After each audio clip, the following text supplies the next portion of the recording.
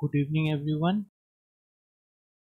Welcome to our live coverage of another Starlink mission from Kennedy Space Center Launch Complex 39A from East Coast.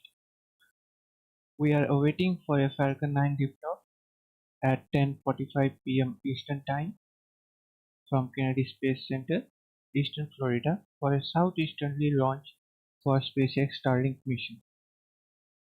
The Starlink mission 6-63 will launch 23 Starlink satellites to low Earth orbit. This launch marks SpaceX's 349th overall launch. Hello, my name is Dipta Maitra, performing the commentary for today's mission launch. We are super excited bringing you the coverage of SpaceX's 55th overall launch and the 54th launch of Falcon 9 of this year.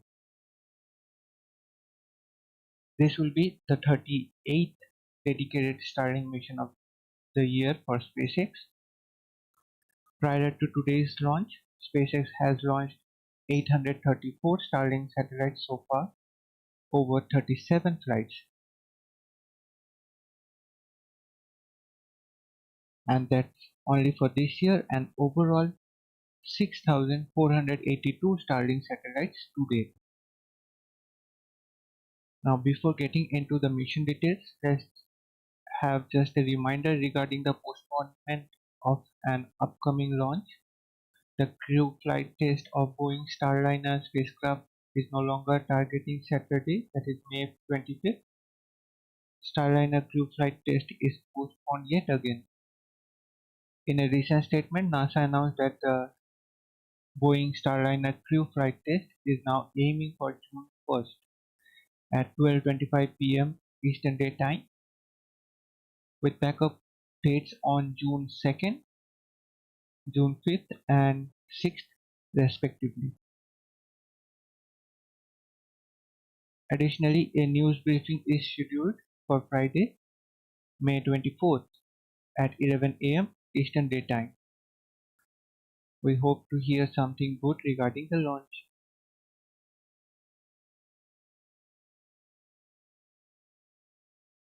Now we have another update. Starlink achieved its first video call on X through Starlink direct-to-cell satellites from unmodified mobile phones. You can see on your screen how the video call went through. Starlink is expecting to go live with T-Mobile later this year. Just a heads up, I am only one running things for our launches, so if we hit any technical issues, bear with me and hang tight. But rest assured, I will do my best to guide you through the Falcon 9 rocket launch coming up in 45 minutes and 40 seconds and counting.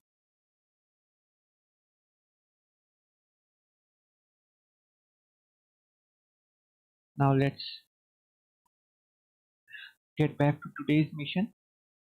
So far, SpaceX reports that the weather is looking good for today's Falcon 9 launch opportunity, and the range is ready to support, having only 5% probability of violation and 95% favorable outlook, with the small primary concern being cumulus cloud rule.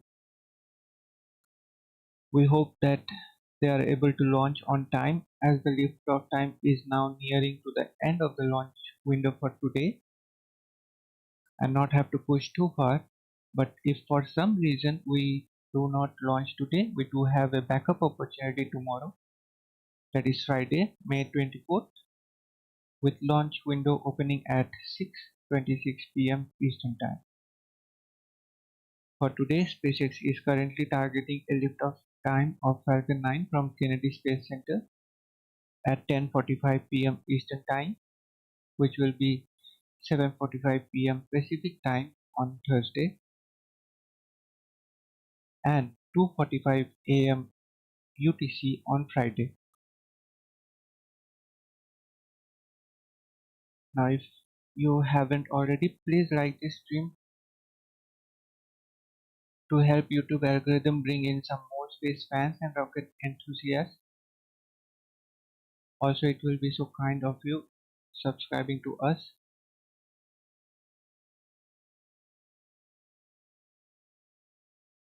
Now, before moving on, we would like to extend our gratitude to all of you joining us live today for this mission launch.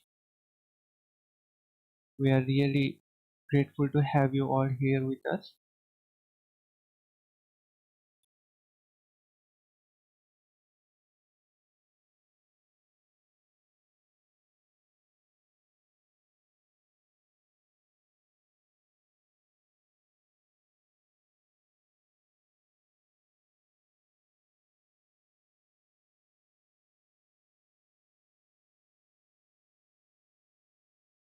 Now let's take a look at today's payload details.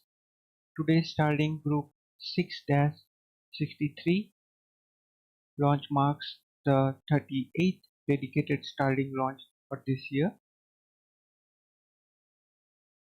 The first launch of 21 Starlink version 2 mini satellites, known as Starlink Group 6-1, took place from Space Launch Complex 40, Cape Canaveral, Florida on February 27th back in 2023.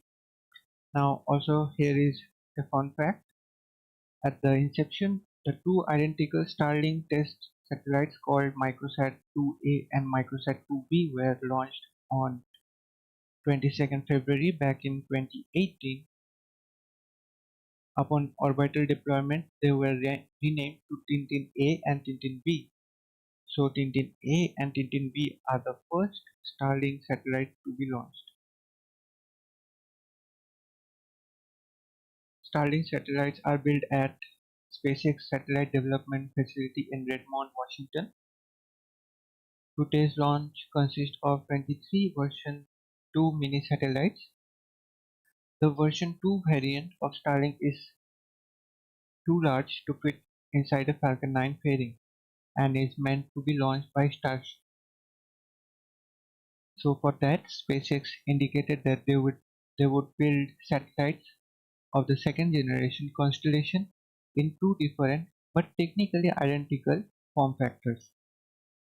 One with the physical structures tailored to launch on Falcon 9, that is version 2 mini, and another tailored for the launch on Starship, that is version 2.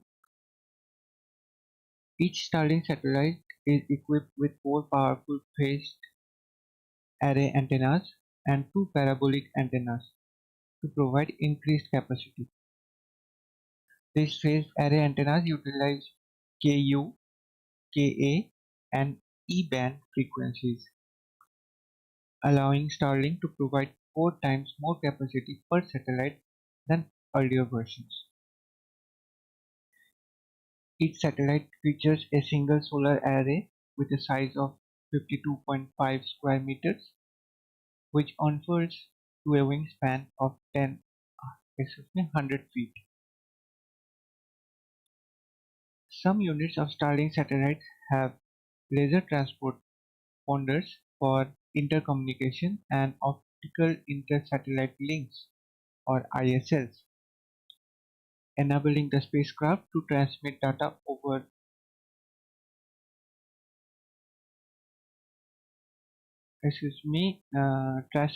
without local ground station, providing truly global coverage.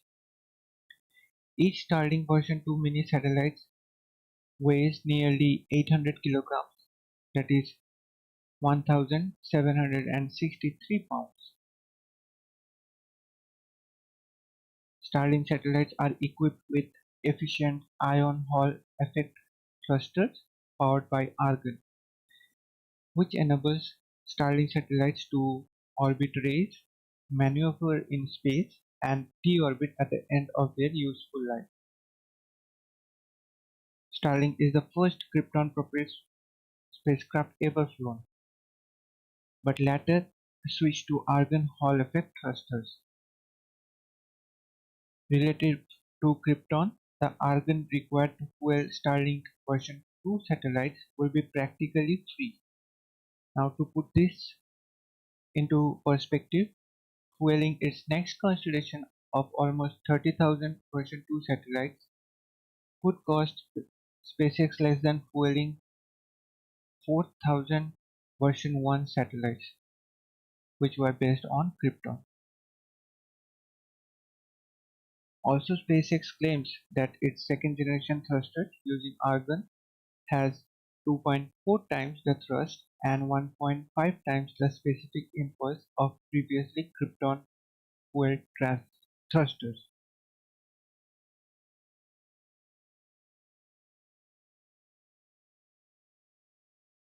Now, today's payload will be placed in an orbit with an altitude of 530 kilometers and an inclination of 43 degrees. But this configuration does not apply to every Starlink satellite being launched. Starlink satellites are placed in orbit in different configurations based on their group.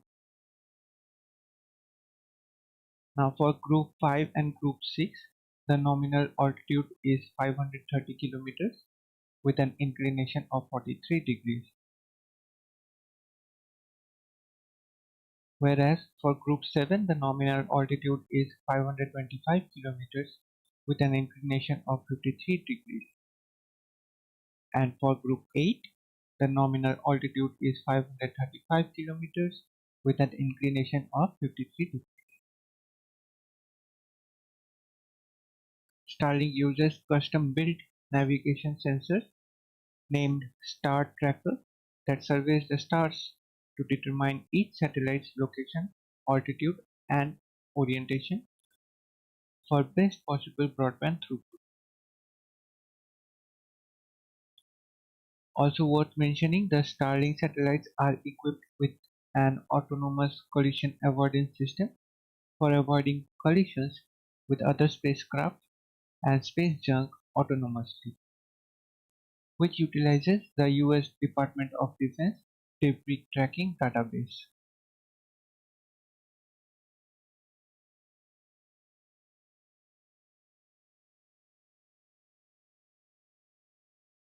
Now, if you haven't already, please like this video to help YouTube's algorithm bring in more space fans and rocket enthusiasts.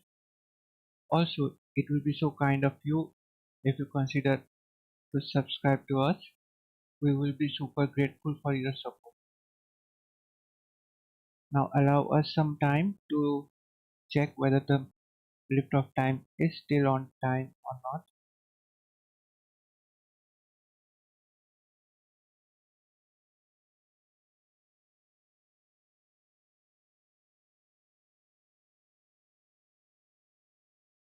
Upon checking, it's looking great. There is no change in the liftoff time. It's still targeting 10:45 p.m. Eastern Time.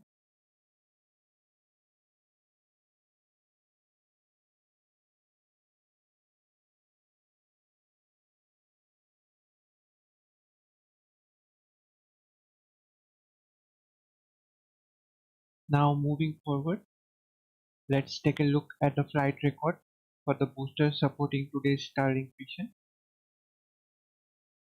The booster with tail number 1077 supporting today's mission is quite a mature booster with 12 previous flights in its record, including missions like SpaceX Crew 5, GPS-3 Space Vehicle 6, Inmarsat I6F2, SpaceX Cargo CRS-28 mission, Intelsat Galaxy 37,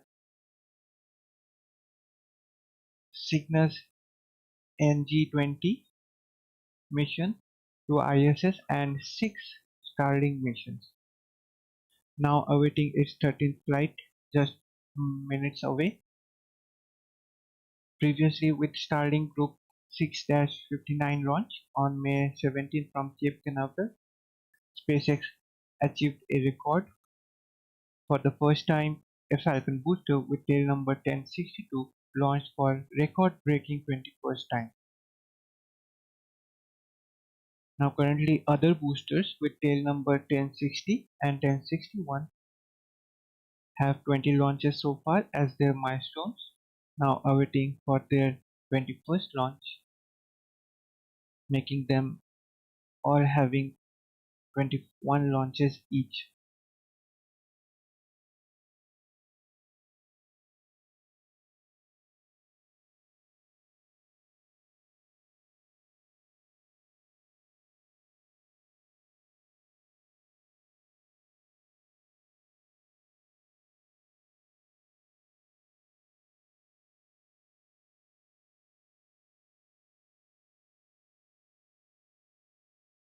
Now let's have a look at the bar graph.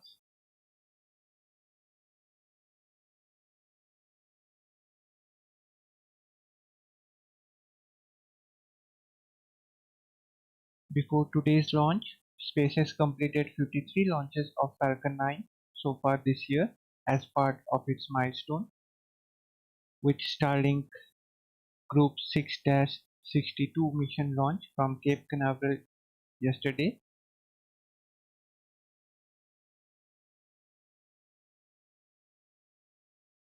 SpaceX hit a big milestone with this year's 50th launch during the previous Starlink 8-7 mission. That's just two more than half of last year's Falcon 9 launches, which totaled 49. This year's count already surpasses the total number of Falcon 9 launches from all the years leading up to 2021, and they are now close to launches made in 2022.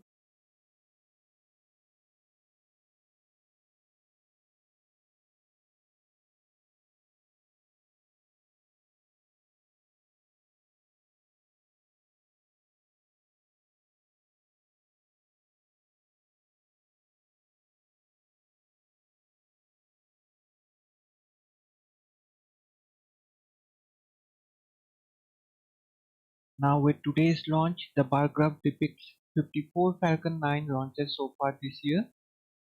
They have already done half as many launches as they did all of last year, and it's only been 4 months and 23 days. So if they keep up with this pace, they are on track to hit their ambitious goal of 140 to 148 launches by the end of this year. SpaceX is really pushing hard towards their big goals. Now just for this week, you can see this will be the third launch for this week.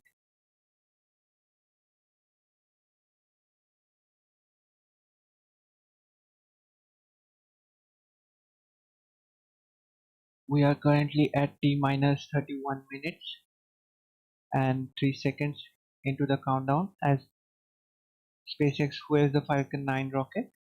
As we move through the countdown, we want to thank you all for joining us live. We really appreciate you being here. If you haven't already, please like this video to help YouTube's algorithm bring in more space fans and rocket enthusiasts. Also, it will be so kind of you subscribing to us. We are super grateful for your support. A big thanks to our amazing YouTube channel community joining us today. We are truly thankful for every one of you on this live stream. Your support means the world to us. Thank you all.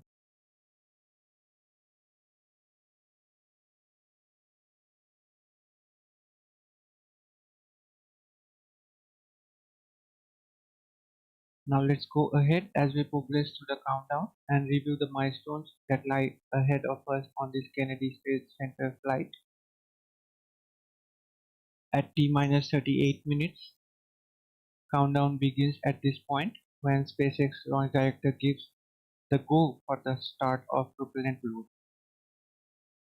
If everything looks fine, prop load begins at T minus 30 minutes mark with the loading of rocket grade kerosene or RP1 on both the first stage and second stages of Falcon 9 rocket. At the same time, LOX load, that is super chilled liquid oxygen, is loaded on board the first stage. And then at T minus 16 minutes, we will be the next, which will be the next event that we are looking for here that when the second stage liquid oxygen load begins, and at T minus 7 minutes, that's when the chill down of 9 Merlin engines gets underway. It involves flowing a small amount of liquid oxygen through the plumbing and turbo pumps, which helps protect the engine from risk of thermal shocks and damages during the startup sequence.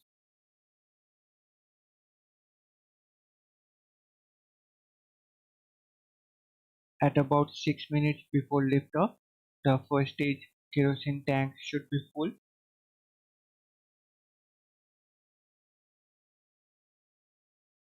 In a T minus 4 minutes and 4.5 minutes, the strong back retract sequence begins. The process begins with clamp arms underneath the payload fairings opening up, followed by the transport ejector or strong back reclining about a degree and a half from the Falcon 9. It remains in that position until liftoff. It's when it rapidly pulls back to clear the way for Falcon 9's vertical ascent.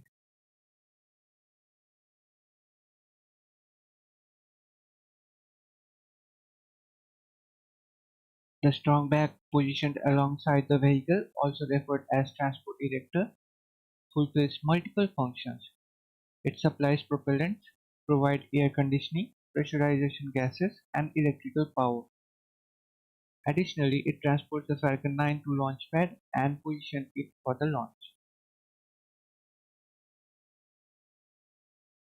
At the T minus 3 minute mark, the first stage liquid oxygen loading should be complete, followed by second stage liquid oxygen loading wrapping up at T minus 2 minutes mark. At this point, the Falcon 9 rocket is fully fueled with 1 million pounds of propellant.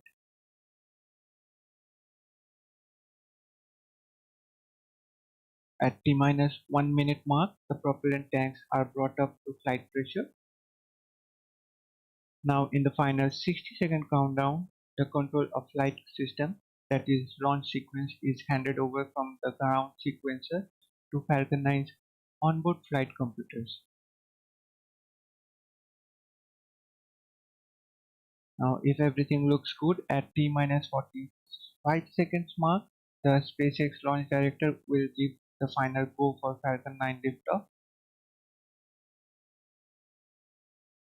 At T minus 3 seconds, the engine ignition sequence start command being issued by onboard engine controller. Finally, T0 we have liftoff. If all 9 Merlin 1D engines ignite and are healthy, flight computers will give the command for the hold down clamps to release the Falcon 9. Now currently targeting 10:45 p.m. Eastern Time, which will be 7:45 p.m. Pacific Time, both on Thursday, and 2:45 a.m. UTC on Friday.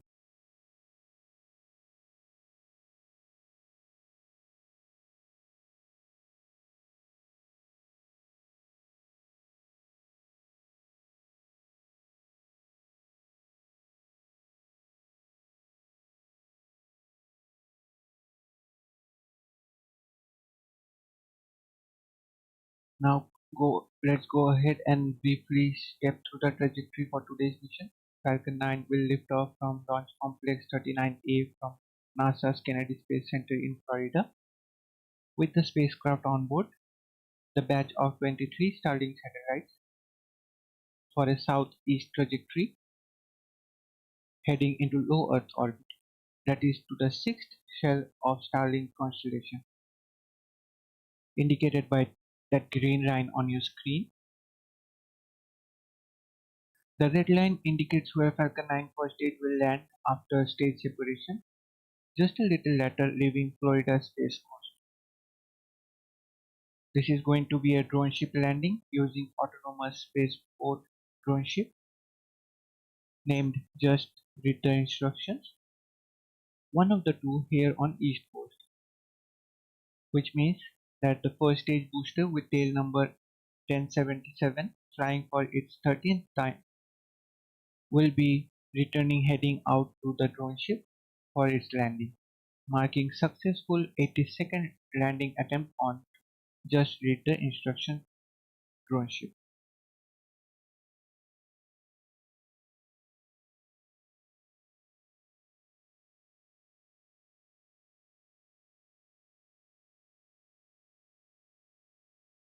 Currently there are 3 in SpaceX droneship fleet. We expect the addition of a fourth droneship likely by the end of this year or early next year. Of the 3 droneships, Just Read the Instructions and a short follow-up Gravitas are stationed here in Florida, while of course I Still Love You is located in California.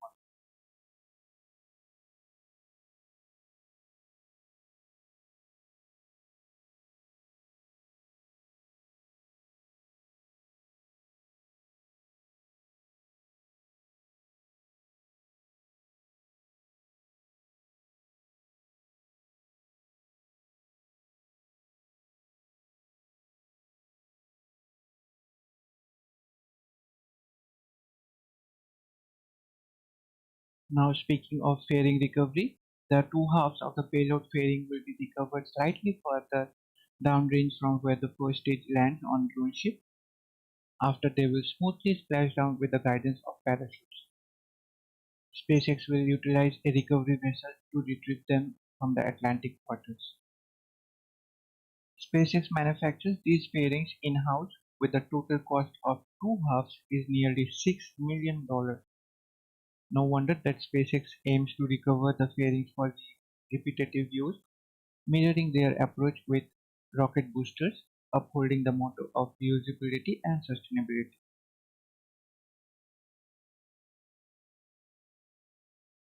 You can see on your screen how a fairing recovery looks like. Today's supporting vessel is Bob, another recovery vessel Doug, currently awaiting its next assignment. For yesterday's Starlink mission launch of Group 6-62, the fairing recovery vessel operating was Doug. SpaceX named its two new recovery ships, Bob and Doug, after NASA astronauts and the first crew SpaceX launched for NASA under Commercial Crew Program, Bob Bacon and Doug Hurley, on the Demo 2 mission to International Space Station back in 2020.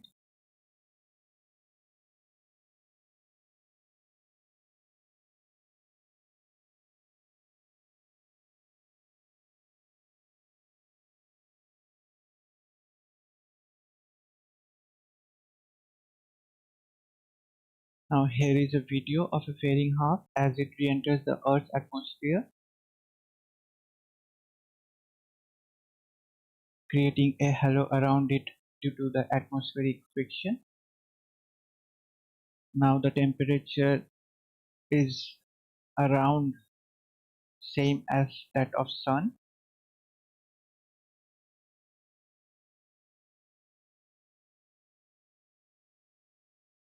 Now moving on, let's have a quick look through the launch timeline for Falcon 9 rocket passing these events following liftoff. At T plus 1 minute and 11 seconds, Falcon 9 will pass through max Q, a point of greatest aerodynamic pressure on the vehicle.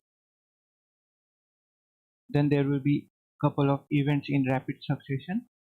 First will be the first stage main engine cutoff MECO at T plus 2 minutes and 25 seconds, followed by a major milestone within 4 seconds at T plus 2 minutes and 29 seconds, where first stage and second stage will separate from each other.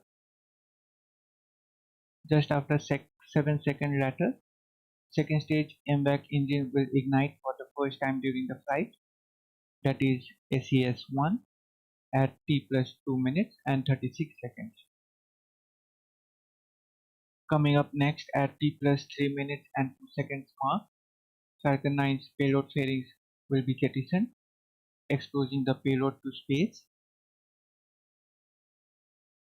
At T plus 6 minutes and 2 seconds, the first stage entry burn will begin, lasting for 25 seconds, up to 6 minutes and 27 seconds mark, ending the entry burn for the first stage. At this time around, we will hear the callouts for Stage 1 FTS flight termination systems being saved.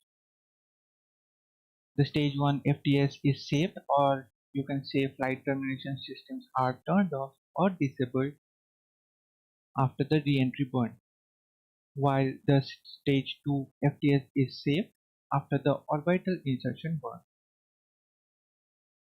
We will also hear the callouts for stage 1 being transonic and stage 2 being in terminal guidance.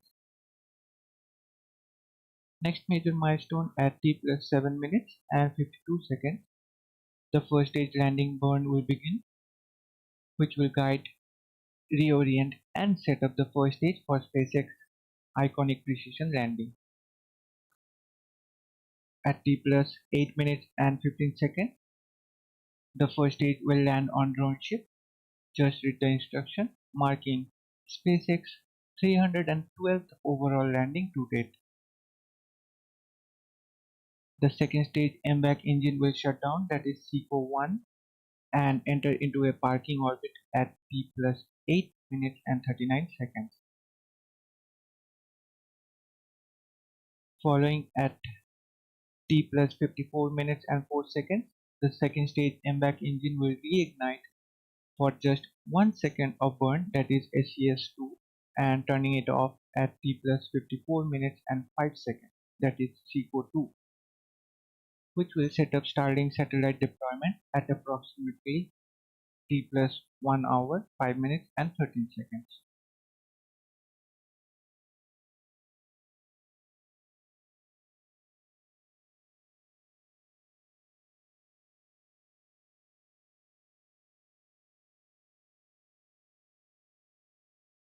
Now here is a short time-lapse video of onboard view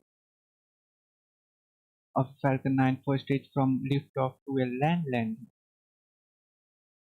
As we have liftoff, surpassing the max Q point, we will witness the stage separation. Following that, the vehicle will rise towards the apogee before deploying the hypersonic grid page to position and orient the first stage for landing.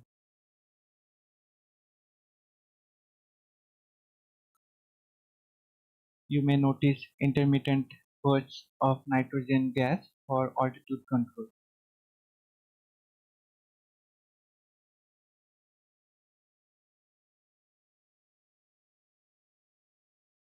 Then there will be an entry burn as we re-enter the Earth's atmosphere. And finally, the landing burn will commence with landing legs deployed for a smooth and successful landing.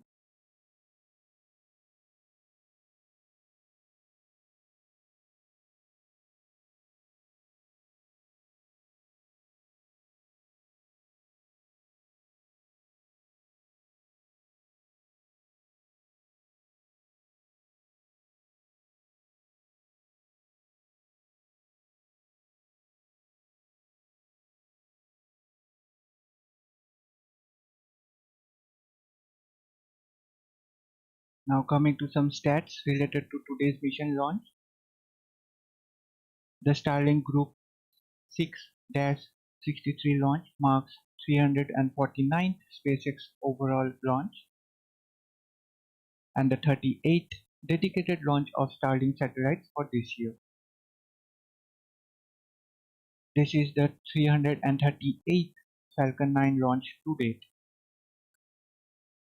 This will be the 13th flight for this particular Falcon 9 booster with tail number 1077 supporting today's mission.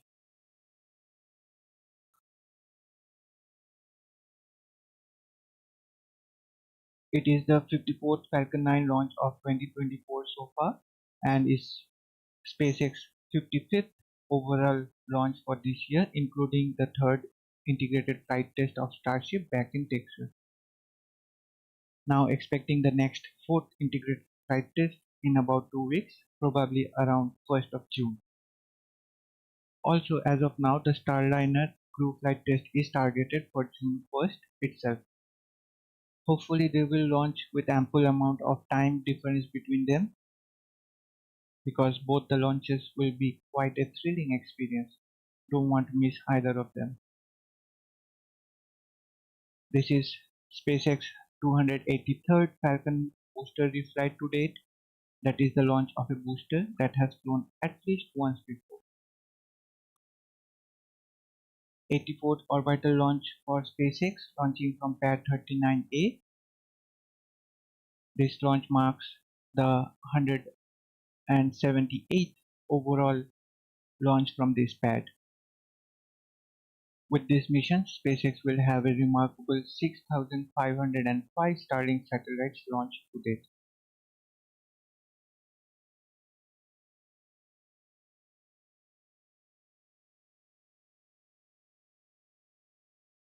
Now moving on to some reusability statistics. This launch marks 269th Falcon 9 booster reflight to date.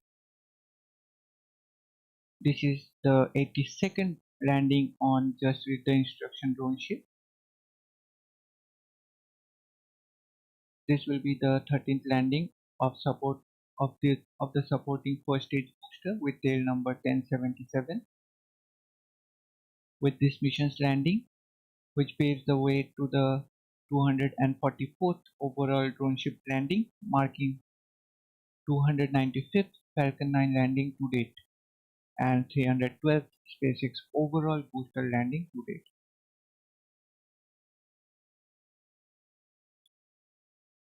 Now talking about the drone ship landing, here is a thing worth mentioning. Among the drone ships, a shortfall of Gravitas has a flawless record with 0 unsuccessful landings attempts and 71 successful landings. In comparison, Just Read the Instruction has encountered 3 unsuccessful landings with 81 successful landings.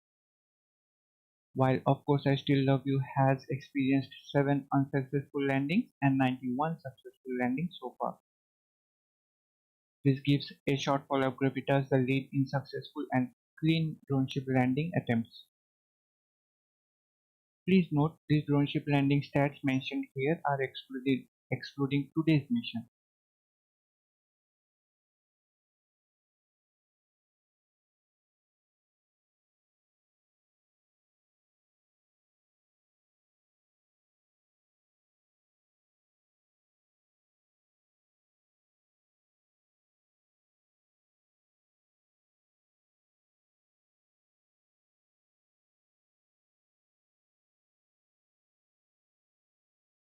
Now let's have a look into some key stats for SpaceX launches in this year, including today's mission. So SpaceX has a total of 55 launches. Out of those, 16 were non-Starlink missions. We recently witnessed a non-Starlink mission, that is NROL-146 mission.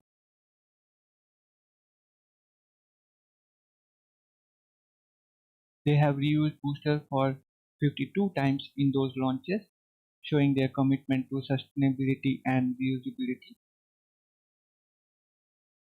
Now looking into the geographical distributions,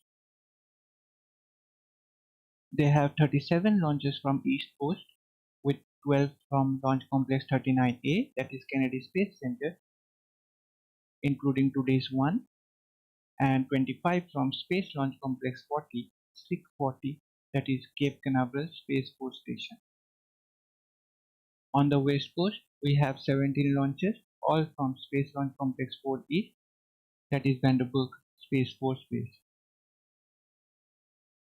Plus there was one launch from the Gulf Coast of Starbase back in Texas for the Starship third integrated flight test. As of landing, they have nailed it 53 times. Most of them were on drone ships, with 41 successful landings, 14 on Of Course I Still Love You, 11 on Just Read the Instructions, including one from today, and 16 on a shortfall of Gravitas. And for ground landings, they have pulled off 12 times, 8 times on landing zone 1, only 1 time on landing zone 2, and 3 times on landing zone 4 respectively.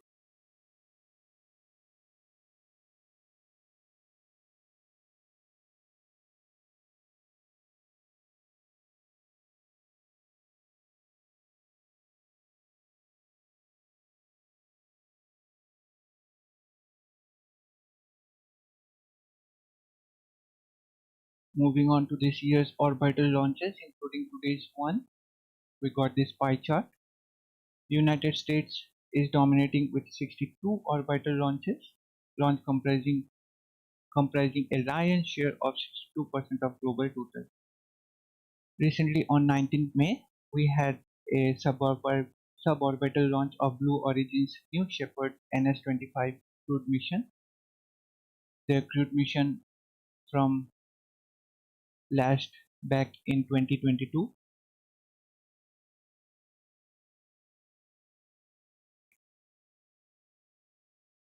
China follows closely behind, accounting for 24% with 24 launches. Russia maintains a steady pace with 7 launches, with a recent Soyuz 2.1B launch of the classified payload on May 17th, marking 7% of the pie. While Japan has 3 launches so far, both India and Iran have entered the fray with 2 launches each. While it's a close competition, but the United States and China are undeniably dominating the space race this year.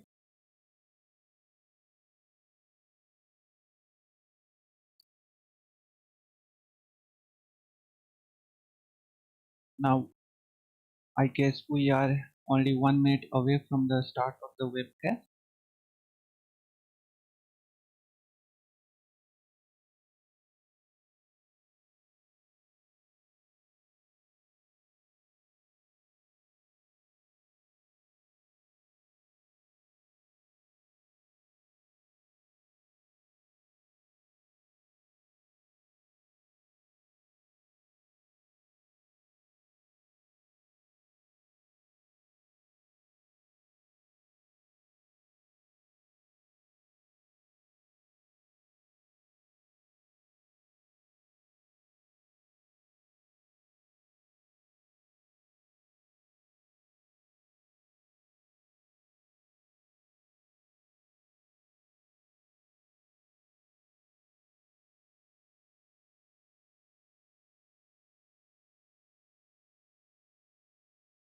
Now let's move on to the webcast as it is poised to begin now.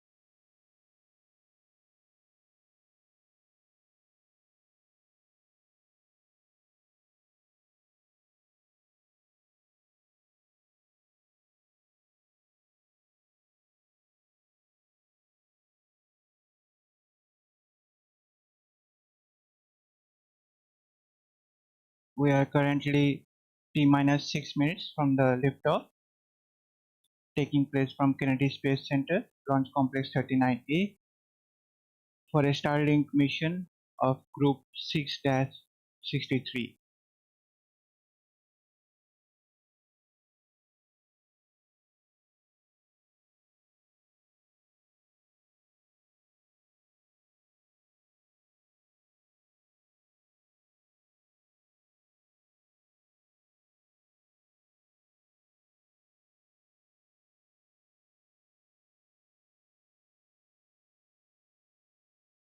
Also, it is worth mentioning that Rocket Lab's Free Fire mission is now targeting on May 25th, previously which was targeting May 22nd and was postponed due to some weather conditions.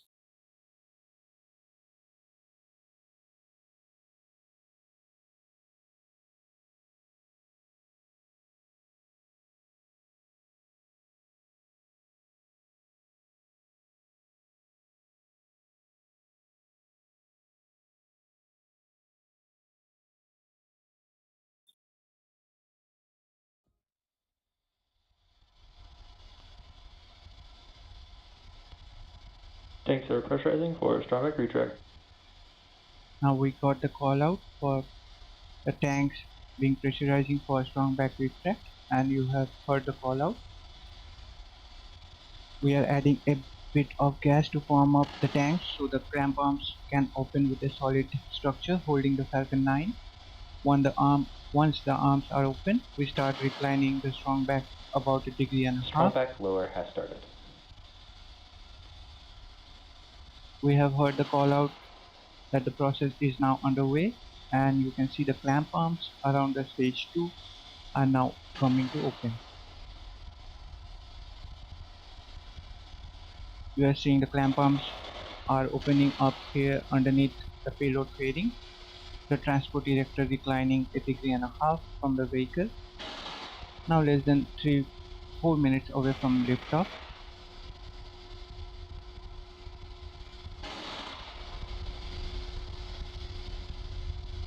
While watching the live view of Falcon 9, a couple of important steps we completed. The spacecraft team switched to internal power a few minutes ago, and fueling of the Falcon 9 first stage is finished, meaning all the RP-1 prop is now on board. We are still loading liquid oxygen on both the first stage and second stages.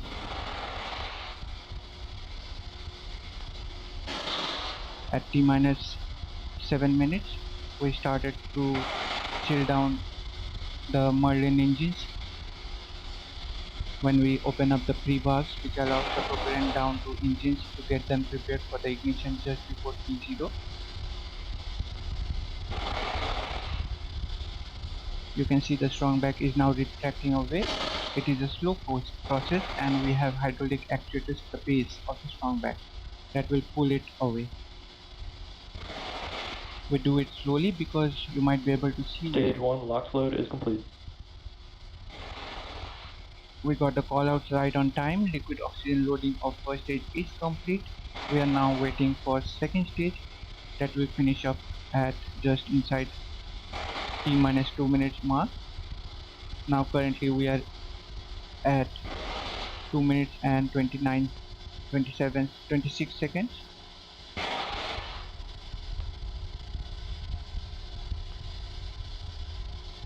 The range continues to be green, and the weather, of course, as you see there, has cooperated. We don't expect any weather conditions to develop in the last couple of minutes.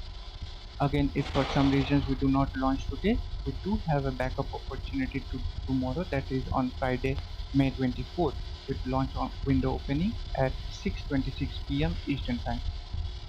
We will be listening in Stage 2 LOX load is complete. that I was going to mention. And to the call out our countdown, stage 2 LOX load is complete. All propellants are now on board the Falcon 9 with 1 million pounds of propellant. We are now beginning to bend down pressure that was in the tubing on the strong back. That's why you can see the clouds coming out there. Ground gas closeouts.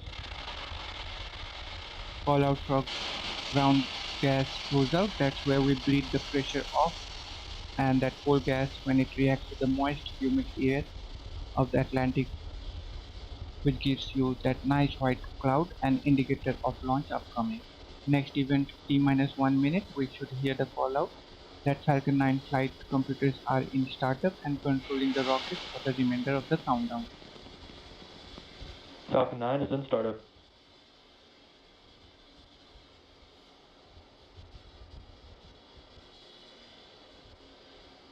Right on time, Falcon 9 flight computers on stage 1 and stage 2 are running the rockets to the last minute of count. Now let's listen Go for launch. to the go callouts. SpaceX launch director giving go for the launch. We are coming up to T-30 seconds. T-minus 30 seconds at count. All systems continues to remain go for launch of Falcon 9 and Starlink.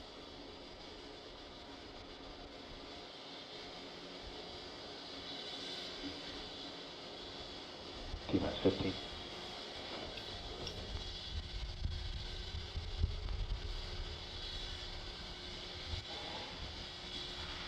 T-minus 5, 4, 3, 2, 1. Liftoff. Wow, nice views. Vehicle is pitching down right. And we have liftoff. Falcon 9 has cleared the tower. Stage 1 chamber pressure is nominal.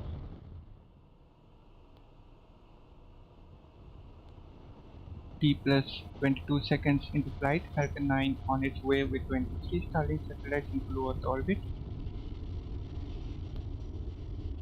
We got call out for engine chamber pressure being nominal.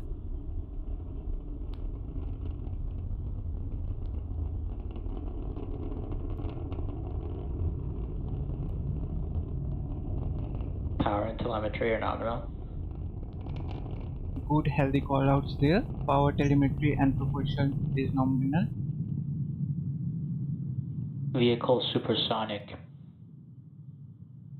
Now we have exceeded Mach 1 on Falcon 9. Falcon 9 is faster than a speeding bullet right now, as we have gone supersonic. We are throttling down the 9 Max Merlin Q. engine as we were preparing for maximum dynamic stress, and we got the call out for that. We are through the period of maximum stress on the vehicle. We have throttled the Merlin engine back to full power. Coming up, we'll be having a call out for MVAC engine chill. Meanwhile, looking into the chat, we would like to welcome Bob to Pickup. Thanks for joining us back again, and thanks for your previous comment that really inspired us, and we are glad that you are liking our streams. We promise that we will do more to meet your expectations in coming days. Thank you for joining us live.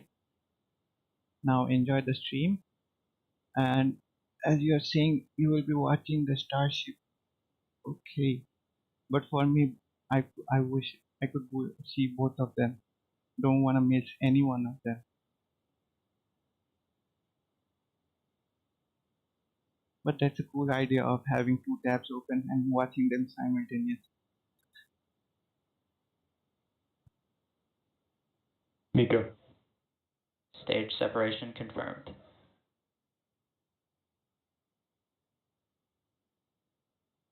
MVAC ignition. Now we got 3 callouts for 3 events in rapid succession. The shutdown of main engine on first stage, that is main engine cutoff, MECO, followed by stage separation and ignition of second stage MVAC engine. That will boost the payload into low Earth orbit. Now the stage nitrogen thrusters is now beginning to reorient the first stage, and the flight computer has commanded the 4 hypersonic titanium grid fins Fairing separation confirmed. to slowly begin deploying. We got the call out for the fairing has successfully separated. We are looking right now a view of first stage. Continues under the power of 3 Merlin engines. It will continue to rise towards the apogee before descending back towards the landing on drone ship. Just read the instruction. Stationed in the Atlantic Ocean. Second stage, meanwhile, in the middle of its 6-minute burn, is on its way into the parking orbit.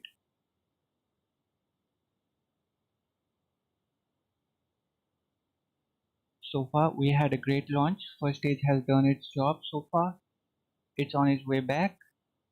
Second stage is running at full power. We are getting great views from space.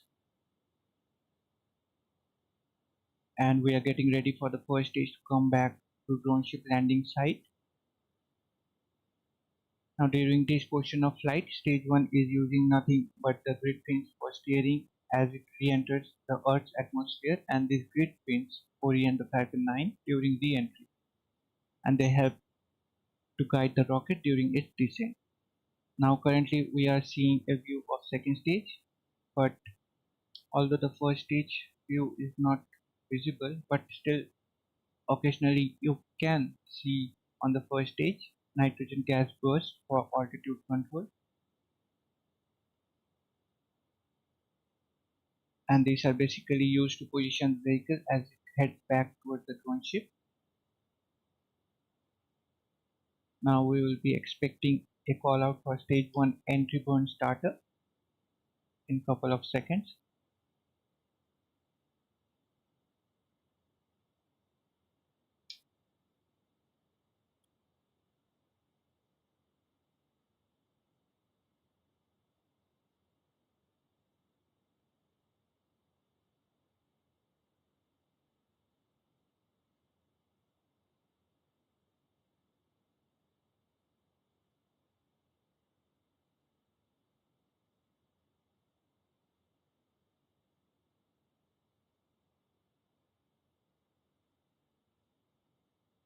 You can see slightly some nitrogen gas burst on the left side of your screen.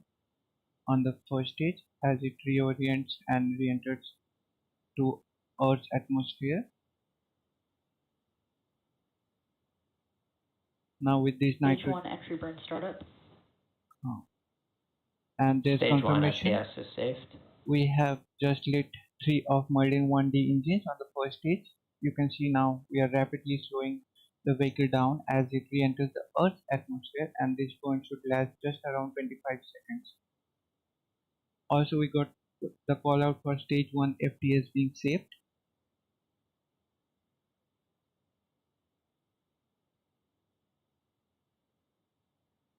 Stage 1 entry burn shutdown. And there we go. There's confirmation of shutdown of entry burn on first stage.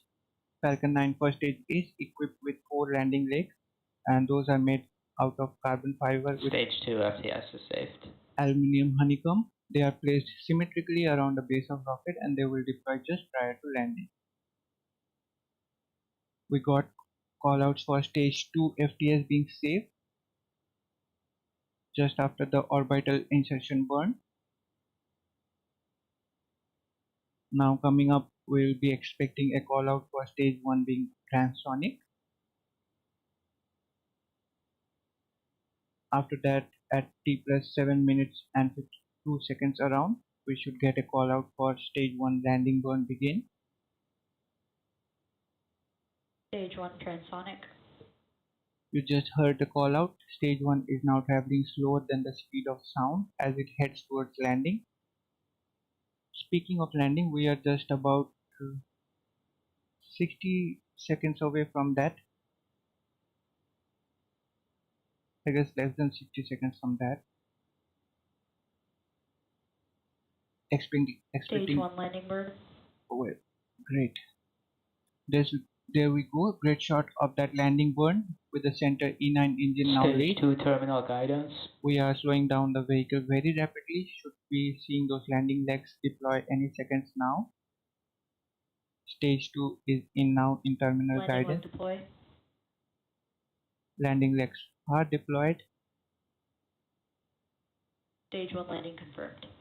And there you have it. We have successfully made the 312th landing of an orbital class rocket. Coming up next, we will have the second stage engine cutoff or SECO-1, and following that we will enter into 45 minutes of post phase as the vehicle ascends to its target orbit. Now expecting a call out for MVAC shutdown, SECO-1 at T plus 8 minutes and 50 seconds nearly.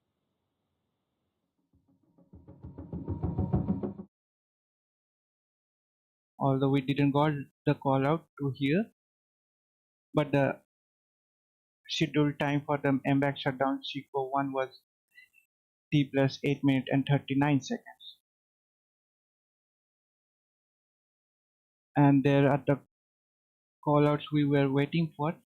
The second stage engine cutoff SECO-1 as well as the confirmation of a nominal good orbit. Today's landing marks 312 overall landing of an orbital class rocket. Now with that we will wrap up our coverage for now.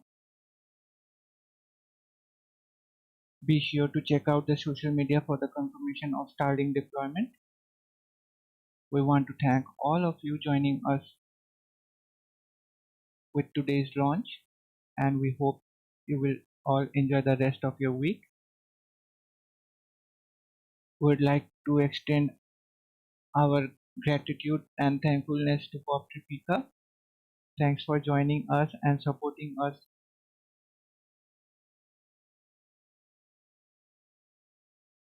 Hope you enjoyed the stream.